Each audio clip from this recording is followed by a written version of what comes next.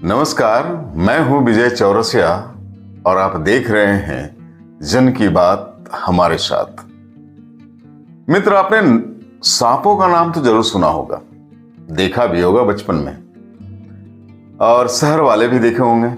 अगर मदारियों ने नहीं दिखाया होगा या खेत खलिहान में नहीं देखा होगा तो चिड़ियाघरों में तो अवश्य ही देखा होगा।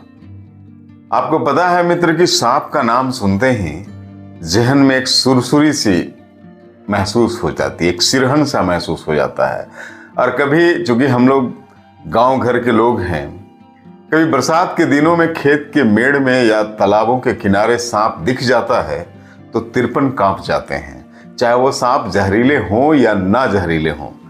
और ऐसे सांपों में से मैंने बताया कुछ सांप जहरीले होते ही नहीं, लेकिन चूंकि जागरूकता का अभाव है, जानकारी का अभाव है, हम जान भी नहीं पाते कि कौन सांप जहरीला है और कौन सांप जहरीला नहीं है। लेकिन कुछ सांपों का नाम आपने सुना होगा और उसी में से आपने सुना होगा कोबरा। जी हाँ, बहुत खतरनाक, आपने ये नाम सुना ही होगा। और देहात में, ग्रामीण इलाकों में इसको गेहूमन सांप भी कहते हैं। गेहुआ रंग रूप रहता है तो गेहूमन सांप भी कहते हैं, लेकिन कोबरा इसको अंग्रेजी में कहा जाता है। और माना जाता है कि इस सांप का जहर सर चढ़ करके बोलता है। अगर किसी को काट लिया, किसी को डस लिया तो व्यक्ति बचना बड़ा मुश्किल होता है। अगर सही तरीके का इलाज सटन नहीं मिला तो व्यक्ति बचता नहीं है। क्या कभी आप ये महसूस करते हैं, कभी आपने ये सोचा होगा कि इन सांपों से, जिसके खौफ से हम लोग भागते हैं, बचपन से ही सांपों का खौफ रहा है जेहन में और देखते ही सिरहन सी हो जाती है, इन सांपों को डसवाने के लिए कोई पैसा देता होगा? आपने कभी ऐसा सोचा है क्या? लेकिन मैं आपको बता दूं कि हमारे कुछ महानगरों में कुछ यही खेल अभी चल रहा है। सांपों से डसवाने के लिए, खुद को डसवाने के लिए, मैं किसी को मारने की बात नहीं कर रहा हूं, खुद को डसवाने के लिए आज हमारे जुआ मोटी रकम दे रहा है। और ये ड्रग्स डीलर जगह जगह बन गए हैं, जहरों के डीलर, सांपों के जहरों के डीलर बन गए हैं। और ये डीलर ऐसे जुआओं की पार्टियां आयोजित करते हैं, ऐसे जुआ उस पार्टी में जाते हैं।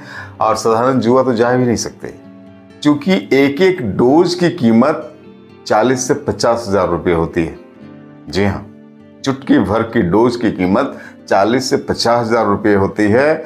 और ये जुआ, ये खर्च वहन करते हैं। तो आप समझ सकते होंगे कि वो जुआ किन घरानों के जुआ होंगे, कैसे संपन्न घरानों के जुआ होंगे जो इन पार्टियों पे शरीक होते होंगे और अपने जान को जोखिम में डाल करके ऐसे सांपों से डसवाते होंगे। मैं पूरी कहानी आपको तफसील से बताता हूं और बताता हूं कि इस पूरे वाक्य में एल्विस यादव साहब का क्या रोल है, आखिर उनका क्या जुड़ाव है। आप अंत तक बने रहें और सुनिए। एक चलन जो अभी हमारे देश में चल रहा है, उस चलन हमारे जुआओं को कहाँ ले जाएगा ये हम अभी नहीं बता सकते हैं। आप आज के जुआओं को लगता है कि इन चीज़ों से कोई मतलब नहीं है। हम आपको ले चलते हैं एल्विस यादव के संबंध। अभी एल्विस यादव पे जो आरोप लगे हैं सांपों की तस्करी का और सांपों के जहर से रेव पार्टी करने की, जो आरोप लगे हैं और जो पुलिस उसके पीछे पड़ी है, हमारा समाज हमेशा अच्छी चीजों में भी और बुरी चीजों में भी बटना सा लगा है। एल्विस यादव के पक्ष में भी कुछ लोग खड़े हो गए हैं और बाकी तो विपक्ष में खड़े ही हैं। एल्विस यादव, मैं आपको बता दूं कि एक मशहूर यूट्यूबर है और अभी जुआओं में उनका बड़ा क्रेज है, उनके लाइफ स्टाइल का बड़ा क्रेज है। अभी गुजरात के जुआ ने उनको धमकी भी दिया था कि भाई तुम इतने फिरौती दे दो, हम तुम्हारी लाइफ स्टाइल जीना चाहते हैं। बाद में अरेस्ट भी हुआ। तो हमेशा चर्चा में रहते हैं एल्विस यादव। लेकिन इस बार जो चर्चा में है उस सांपों की जहर को लेकर के चर्चा में है, रेव पार्टी को लेकर के चर्चा में है और सांपों की तस्करी को लेकर के चर्चा में है। कई वीडियो उनके वायरल भी हो रहे हैं सोशल मीडिया में, आपने देखा होगा। लेकिन कुछ लोग ये कहने से गुरेज नहीं करते हैं कि चूंकि एल्विस यादव फलना जाति के हैं इसलिए उस पर आरोप लग रहे हैं। मैं इस पे कोई कमेंट नहीं करना चाहता। मैं तो पहले भी बताया कि चीज़ें अच्छी हो या बुरी, हमारा देश कई भागों में बढ़ जाता है और जातियों और संप्रदायों को लेकर के बढ़ जाता है, उसकी अच्छाई और बुराई को लेकर के नहीं बढ़ता। तो चलिए, मामला बहुत दुखद है। लेकिन मैं आपको बता दूं कि अभी कोटा की पुलिस, राजस्थान कोटा की पुलिस एलवीस यादव को अरेस्ट भी करी। वो चिकनाके में जो होता है ना कि गाड़ियों की रूटीन जांच करती है, चूंकि अभी चुनाव है, तो उसी क्रम में एलवीस यादव अपने साथियों के साथ आ रहे थे और उन्होंने देखी कि पुलिस की गाड़ियां बहुत सारी लगी हुई है, जांच चल रही है गाड़ियों की, तो वो निकल करके भागने लगे और कोटा पुलिस उसको दौड़ा करके पकड़ी है। लेकिन आश्चर्य है, हालांकि कोटा पुलिस कहती है कि हमें इस केस से कोई लेना देना नहीं है, नोएडा पुलिस खोज रही है तो नोएडा पुलिस पकड़े। हमने उसको पकड़ा भी और पूछताछ करके छोड़ भी दिया। तो चूंकि देश एक है और नोएडा पुलिस अगर उसकी तलाश में है, प्राथमिकी दर्ज की हुई है, तो कोटा पुलिस का यह दायित्व था कि वो नोएडा पुलिस को उसको हवाले करता। लेकिन पता नहीं ये इतने विभक्त क्यों होते हैं। एक देश, एक संविधान में हमारी ये पुलिस महकमा अपने अपने चीज़ों को अपने अपने तरीके से करते हैं, अपने अपने रूट में। बड़ा आश्चर्य का विषय है। हालांकि नोएडा पुलिस ने एलवीस यादव के साथ और जो उनके 5 साथी थे उसको अरेस्ट कर लिया है, उसको गिरफ्तार कर लिया है और मुकदमा भी आप जानते हैं कि हो गया है। एलवीस यादव की तलाश नोएडा पुलिस को है और कोटा पुलिस ने उसको पकड़ करके फिर छोड़ दिया है। तो हम आपको ले चलते हैं रेव पार्टी में। पार्टियां तो आपने बहुत अटेंड की होगी, किसी की शादी की पार्टी, किसी की बर्थडे की पार्टी, किसी की एनिवर्सरी की पार्टी, बहुत सारी पार्टी आपने अटेंड किया होगा। किसी के आप क्या कहते हैं, किसी ने कोई बढ़िया अचीवमेंट किया तो उसकी पार्टी, या किसी संस्था या किसी दुकान के उद्घाटन की पार्टी, बहुत सारी पार्टियां आप आए गए होंगे। लेकिन रेव पार्टी एक अलग तरह की पार्टी है।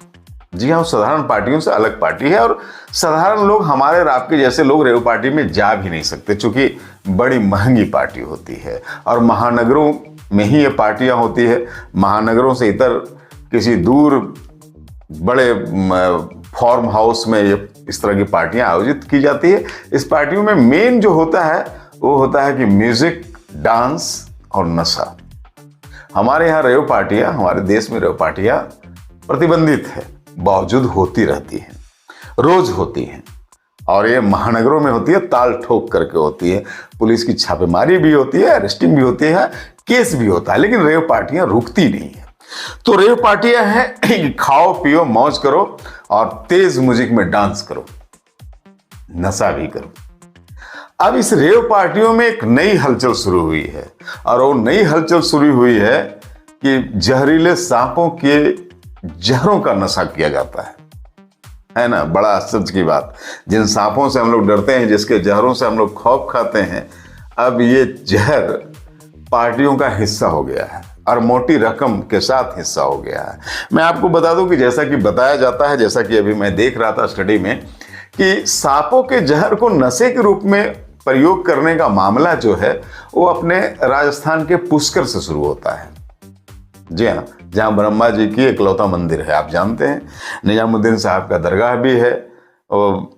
तो पुष्कर से सांपों के जहर को यूज करने का नशे में ये प्रचलन शुरू हुआ और ये प्रचलन बढ़ता बढ़ता दिल्ली के एनसीआर के इलाके, नोएडा के इलाके में चला गया है और जहाँ जहाँ रेव पार्टियाँ इस तरह की होती है, इन जहरों को हमारे जुआओं पर यूज किया जाता है और हमारे जुआ सहर्ष मोटी रकम खर्च करके सपेरों से कभी इन जहरों के जो डीलर होते हैं उससे एक रैकेट सा है जिसमें देश विदेश के बहुत सारी शख्सियतें जुड़ी हुई है और ये रैकेट इन जहरों का बेजा व्यापार करते हैं और हमारे जुआ इन जहरों को लेकर के एक अलग दुनिया में चले जाते हैं। जी हाँ, मैं आपको बता दूं कि चुटकी भर ये जहर कभी तो डायरेक्ट सांपों से डसवा दिया जाता है। अभी आप जो वीडियो एलवीस यादव को देख ही रहे हैं कि आप कभी इस पार्टी में सांपों से डसवा दिया जाता है जुआ को, कभी होठों में, कभी जिह्वा में, तो कभी हाथ में भी, हल्के मात्रा में, ताकि बहुत कम मात्रा में उसके जहर शरीर में जाए, ताकि मौत ना हो, नशे में चला जाए, मौत ना हो। और आप जानते हैं कि ये जहर कितना खतरनाक होता है, कई बार मौतें हो जाती है। कुछ ये करते हैं कि जहर को पहले से निकाल के रखा जाता है और उसको इंजेक्शन के द्वारा जुआओं में दिया जाता है।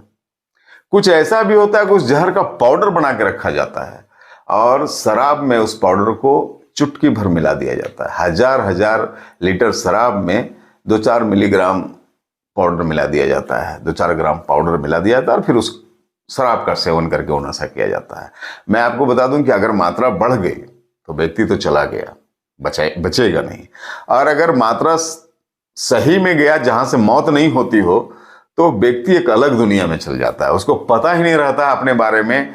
और अब जितना भी नशा आपने सुन रखा होगा, चरस, हशीश या अफीम या शराब तो है ही, इन सारे नशों में व्यक्ति को थोड़ा थोड़ा अनुभव होता है कि मैं हूं कहाँ। हालांकि वो जो एक्टिंग कर ले, लेकिन थोड़ा थोड़ा अनुभव उसको होता है कि मैं कहाँ हूं, क्या कर रहा हूं। लेकिन ये जो नशा है, ये उसे कोई अनुभव नहीं करने देता, वो उसे दूसरी दुनिया में ले जाता है और उस हेलोजोनिक दुनिया में, उस ख्वाब की दुनिया में वो अपने तरीके से संसार को देखता है। और ये नशा कहते हैं कि 8 से 10 घंटे तक रहता है। कभी कभी बहुत सारे जुआ इस नशे को बर्दाश्त नहीं कर पाते हैं, वो सो जाते हैं बेसुध, उसको नींद आ जाती है और जब जगते हैं वो तो उसे कुछ पता ही नहीं रहता। तो एक अलग दुनिया में जाने के लिए ये नशा किया जाता है। और मैंने आपको बताया कि 1 मिलीग्राम के लिए जुआओं को 40 से 50 हजार रुपये खर्च करने पड़ते हैं इस जहर के लिए। और वो जहर वो बड़े शौक से ले रहे हैं। कुछ को तो आदत बन गई है और कुछ अपने आप को इस सभ्य समाज का हिस्सा बनाने के लिए ले रहा है। इसी में से एलिस यादव साहब भी जहर के इस व्यापार में, इस तस्करी में आरोपित हुए हैं। अब ये जांच का विषय है। हालांकि आप जो सीन देख रहे हैं, एलिस यादव ने अपनी सफाई भी दी है कि मुझे बेवजह फंसाया जा रहा है, लेकिन ये जांच पुलिस करेगी और फिर जो तहकीकात सामने आएगी वो आपके सामने भी आएगी।